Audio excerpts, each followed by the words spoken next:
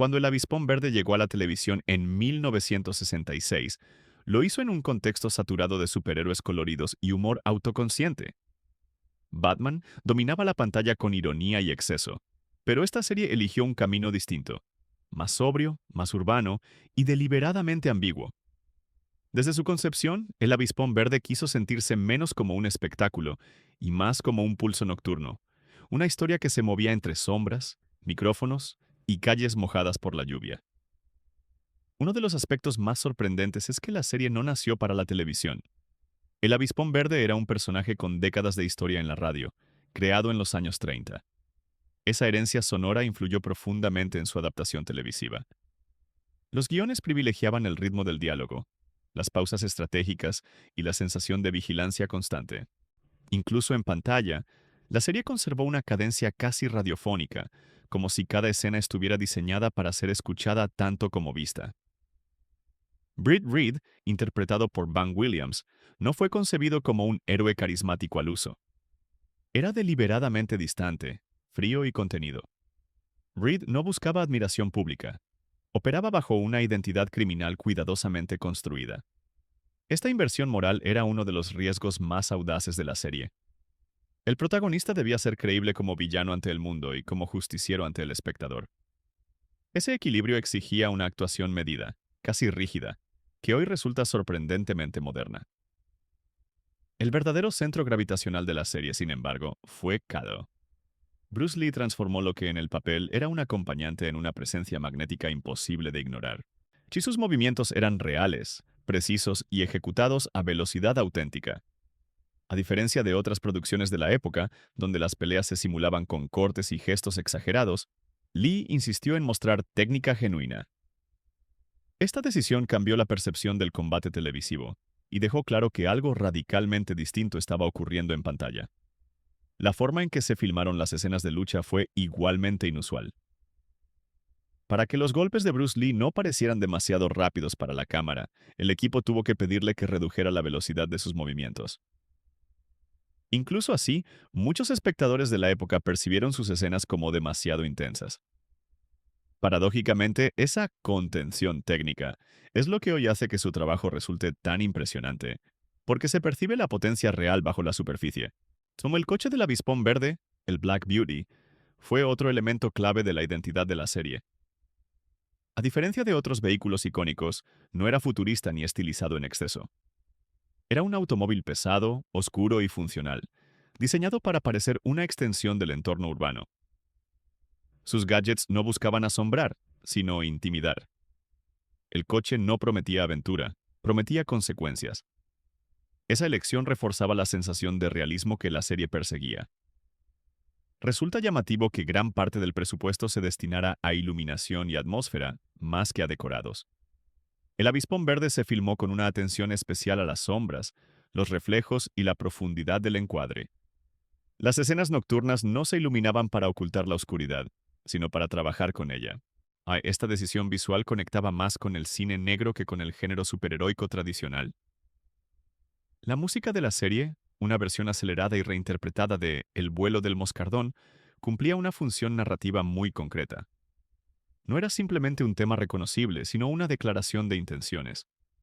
Su ritmo frenético contrastaba con la contención visual, creando una tensión constante entre movimiento y control. Cada aparición del avispón verde venía acompañada de esa urgencia sonora, recordando al espectador que la calma era siempre temporal. Otro detalle poco conocido es la forma en que la serie jugaba con la idea de los medios de comunicación. Britt Reed era dueño de un periódico, y esa posición no era decorativa. La serie exploraba, de manera sutil, el poder de moldear narrativas públicas. Reid combatía el crimen de noche y lo relataba de día, manipulando titulares para proteger su doble identidad. Esta dualidad introduce una reflexión sorprendente sobre la relación entre verdad, información y poder. El avispón verde también fue una anomalía en su representación de la violencia. Aunque limitada por los estándares televisivos de la época, la serie evitaba el tono festivo. Los enfrentamientos no terminaban con chistes ni moralejas evidentes. Había una sequedad en las resoluciones, una sensación de que cada victoria dejaba un rastro invisible. Esta gravedad emocional diferenciaba a la serie y explicaba por qué nunca encajó del todo en la moda dominante. La recepción inicial fue tibia. Muchos espectadores no sabían cómo interpretar una serie que parecía un superhéroe, pero se comportaba como un thriller urbano. Sin embargo, con el tiempo, esa disonancia se convirtió en su mayor virtud. Vista hoy, El Avispón Verde se percibe como un experimento adelantado a su época, una obra que intentó tender un puente entre el mito pulp y una sensibilidad más adulta. Lo verdaderamente extraordinario es que, en apenas una temporada, la serie logró dejar una huella desproporcionada. No por su éxito inmediato, sino por las preguntas que planteó. ¿Puede un héroe operar desde la mentira? ¿Puede la justicia necesitar anonimato? ¿Puede la violencia mostrarse sin glorificarse? Estas preguntas, formuladas en 1966, siguen siendo relevantes hoy, y son la razón por la que El Avispón Verde continúa zumbando en la memoria colectiva, esperando ser redescubierto con oídos atentos y mirada paciente. A medida que El Avispón Verde avanzaba en su única temporada, comenzó a revelar capas que no eran evidentes en un primer visionado. Una de las más curiosas es su relación con la legalidad. A diferencia de otros héroes televisivos del momento, Britt Reed no busca colaborar con la policía ni obtener su aprobación. De hecho, la serie insiste en mantener una tensión constante con las fuerzas del orden. El Avispón Verde no es un aliado incómodo, sino un enemigo necesario. Esta ambigüedad moral resultaba desconcertante en 1966, pero hoy se percibe como una reflexión temprana sobre los límites de la justicia institucional. La figura del sargento policial que persigue al Avispón Verde cumple una función narrativa clave. No es incompetente ni corrupto. Es metódico, persistente y convencido de estar haciendo lo correcto. Entonces, esta caracterización evita la simplificación moral y refuerza la tragedia implícita del protagonista. Para ser eficaz, debe ser odiado. El heroísmo no viene acompañado de reconocimiento, sino de sospecha permanente. Otro detalle poco comentado es el uso del montaje. El Avispón Verde evitaba el ritmo frenético de otras series de acción y optaba por una edición más contenida. Las escenas se alargaban lo suficiente como para generar incomodidad, especialmente en los enfrentamientos verbales. Esta decisión daba espacio al silencio, algo poco habitual en la televisión de la época, y permitía que la tensión se construyera sin necesidad de música constante o movimientos de cámara exagerados. El trabajo de cámara también merece atención. Muchas escenas están filmadas desde ángulos bajos o a través de obstáculos visuales, puertas entreabiertas, cristales, barandillas. Esta elección refuerza la sensación de vigilancia y clandestinidad. El espectador no observa desde una posición privilegiada, sino desde un punto parcial, incompleto. Se mira como se espía, no como se contempla. Esta estética anticipa recursos que décadas después se volverían habituales en el cine policial moderno. Bruce Lee, consciente de que su presencia estaba redefiniendo la serie, adoptó una disciplina casi obsesiva durante el rodaje. Fuera de cámara, entrenaba al equipo, corregía posturas y explicaba principios reales de artes marciales. Aunque muchas de estas aportaciones no podían mostrarse explícitamente, influyeron en la forma en que se concebían las escenas. Kato no pelea para impresionar, pelea para neutralizar. Esa eficiencia sin adornos era radicalmente distinta a lo que el público estaba acostumbrado. Un aspecto especialmente revelador es cómo la serie trató la inteligencia del espectador. El Avispón Verde no explicaba en exceso sus planes. Muchas estrategias se comprendían solo cuando ya estaban en marcha. Este respeto por la capacidad deductiva del público generaba una implicación más activa. No se trataba de observar pasivamente, sino de reconstruir intenciones a partir de gestos y decisiones parciales. La relación entre Raid y Kato también se distancia de los clichés habituales. No hay condescendencia ni jerarquía emocional. Raid confía plenamente en Kato, no solo como ejecutor, sino como estratega. En varias ocasiones es Kato quien toma la iniciativa o corrige el rumbo. Esta dinámica, poco común para la época, sí ofrecía una imagen de colaboración interracial basada en competencia y respeto mutuo, algo excepcional en la televisión estadounidense de los años 60. El humor, cuando aparece, es seco y funcional. No busca aliviar la tensión, sino subrayar lo absurdo de ciertas situaciones. Las ironías surgen de la contradicción entre identidades públicas y privadas, no de chistes explícitos. Este humor discreto refuerza el tono adulto de la serie y evita que derive hacia la autoparodia que dominaba otros productos contemporáneos. La serie también destacó por su tratamiento del crimen organizado. Los villanos no son caricaturas, sino figuras pragmáticas, motivadas por poder, control y dinero. Sus planes son complejos y a menudo plausibles, lo que obliga al Avispón Verde a actuar con precisión quirúrgica. El enfrentamiento no es físico desde el inicio, sino estratégico. La violencia es el último recurso, no el primero. Resulta igualmente interesante la forma en que la serie abordó el fracaso. No todos los planes salen perfectamente. En ocasiones, el Avispón Verde llega tarde o no logra evitar el daño. Estas pequeñas derrotas no se subrayan con dramatismo, pero dejan una sensación de desgaste acumulado. La lucha contra el crimen no es presentada como una serie de victorias limpias, sino como un proceso irregular y agotador. Desde el punto de vista técnico, la producción enfrentó limitaciones importantes. El presupuesto era ajustado y los tiempos de rodaje estrictos. Sin embargo, estas restricciones obligaron a soluciones creativas. Muchos decorados se reutilizaban con variaciones mínimas, en lo que contribuyó a crear una ciudad televisiva coherente y reconocible. Esa repetición espacial reforzaba la sensación de rutina criminal, como si el mal siempre operara en los mismos rincones.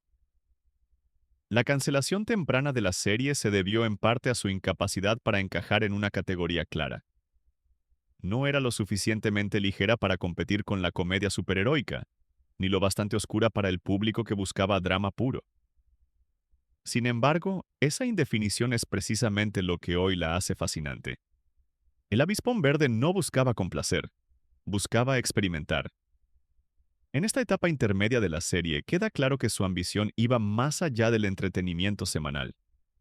Estaba explorando una pregunta incómoda. ¿Qué ocurre cuando la justicia necesita ocultarse para funcionar? Esa pregunta, planteada sin respuestas simples, es la que sostiene la serie más allá de su contexto histórico y prepara el terreno para un cierre que, aunque abrupto, dejaría una huella duradera en la cultura popular. En su tramo final, el Avispón Verde deja al descubierto la consecuencia más incómoda de su planteamiento: la imposibilidad de un final satisfactorio. A diferencia de otras series de su tiempo, no existe una promesa de orden restaurado. Cada episodio concluye con una victoria táctica, pero nunca estratégica. El crimen se desplaza, muta, reaparece. Esta ausencia de cierre no es un fallo narrativo, sino una declaración de principios. La lucha del Avispón Verde no es una cruzada con meta, sino una vigilancia perpetua. Uno de los detalles más reveladores de esta etapa es cómo la serie refuerza la soledad del protagonista. Britt Reed no comparte su identidad con nadie fuera de Cato. No hay confesiones tardías ni alivio emocional. La doble vida no es un recurso dramático para generar tensión romántica, sino una condición existencial. T-Raid no puede ser comprendido por la sociedad que protege, y la serie nunca intenta suavizar esa fractura. Hoy, esta representación del héroe aislado resulta sorprendentemente honesta. La narrativa también subraya el precio psicológico del engaño sostenido. Reed debe interpretar constantemente un papel criminal creíble, lo que implica asumir comportamientos moralmente ambiguos, incluso cuando no son necesarios. La serie sugiere, sin explicitarlo, que esa máscara deja residuos. Fingir ser un villano no es inocuo. Este matiz, casi imperceptible, introduce una reflexión sobre la identidad performativa y sus consecuencias, décadas antes de que el concepto se popularizara en el discurso cultural. Kato, por su parte, se consolida como una figura de equilibrio. A diferencia de Raid, no necesita justificar su lugar en el mundo. Immer su identidad es coherente, directa, sin compartimentos estancos. Esta estabilidad convierte a Kato en el ancla moral de la serie. No actúa por ideología ni por venganza, sino por lealtad y competencia. En un entorno dominado por apariencias, su claridad resulta radical.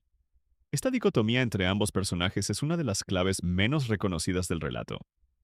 La puesta en escena del último tramo de la serie refuerza esta sensación de desgaste. Los episodios finales tienden a desarrollarse en espacios más cerrados, con menos exteriores amplios. Los encuadres se vuelven más opresivos, los interiores más cargados. La ciudad deja de ser un tablero y se convierte en un laberinto. Esta evolución visual sugiere que el margen de maniobra se reduce, que la vigilancia constante termina estrechando el mundo del vigilante. Resulta significativo que la serie nunca introduzca una amenaza definitiva. No hay un archienemigo que concentre el mal. Cada antagonista es reemplazable. Esta estructura impide la catarsis y refuerza una visión casi burocrática del crimen. El mal no es excepcional, es persistente. Combatirlo no trae gloria, solo continuidad. Esta lectura, profundamente adulta, explica por qué El Avispón Verde resultó incómodo para una audiencia acostumbrada a recompensas narrativas claras. La cancelación de la serie tras una sola temporada cerró abruptamente este experimento. No hubo despedida ni conclusión diseñada. Sin embargo, ese final involuntario encaja con la lógica interna del relato. El avispón verde no se despide porque no puede hacerlo. Su trabajo no termina, simplemente deja de ser observado. Esta coherencia accidental ha contribuido a su posterior revalorización. Con el paso de los años, la figura de Bruce Lee se convirtió en el principal punto de entrada para nuevas generaciones. Muchos descubrieron la serie retrospectivamente, atraídos por su presencia. Sin embargo, una vez superada la fascinación inicial, emerge una obra más compleja de lo esperado. El avispón verde no fue un vehículo para el lucimiento de Lee, sino un ecosistema que permitió que su talento revelara las limitaciones del medio televisivo de la época. Otro elemento que ha ganado relevancia con el tiempo es la forma en que la serie anticipa el héroe urbano moderno. No hay capa, no hay discurso moral, no hay aplausos. Hay planificación, anonimato y desgaste. Esta figura, hoy habitual en el cine y la televisión, era excepcional en 1966. El Avispón Verde no proponía evasión, sino vigilancia. No prometía un mundo mejor, sino un mundo contenido. La relación con los medios de comunicación adquiere, en retrospectiva, una dimensión casi profética. Britt Reed controla el relato público mientras actúa en la sombra. La serie plantea, sin subrayarlo, una pregunta incómoda. ¿Quién vigila al vigilante cuando también controla la información? Esta tensión entre acción y narrativa, entre hechos y titulares, resulta especialmente relevante en una era saturada de discursos y percepciones manipuladas. El legado de El Avispón Verde no se mide en temporadas ni en premios, sino en influencia silenciosa. Fue una serie que no encajó en su tiempo porque hablaba con un tono que aún no tenía audiencia. Su apuesta por la ambigüedad, el respeto por la inteligencia del espectador y la renuncia al heroísmo celebratorio la convierten en una pieza adelantada, más cercana a sensibilidades posteriores que a sus contemporáneas. Vista hoy, la serie no pide indulgencia ni nostalgia ciega. Pide atención. Escuchar sus silencios, observar sus sombras y aceptar que algunas historias no están hechas para cerrar heridas, sino para recordarlas. El avispón verde no buscó ser amado, buscó ser necesario. Y en esa elección incómoda, austera y coherente, reside la razón por la que su zumbido sigue oyéndose, bajo, persistente, en la memoria de quienes se detienen a escuchar.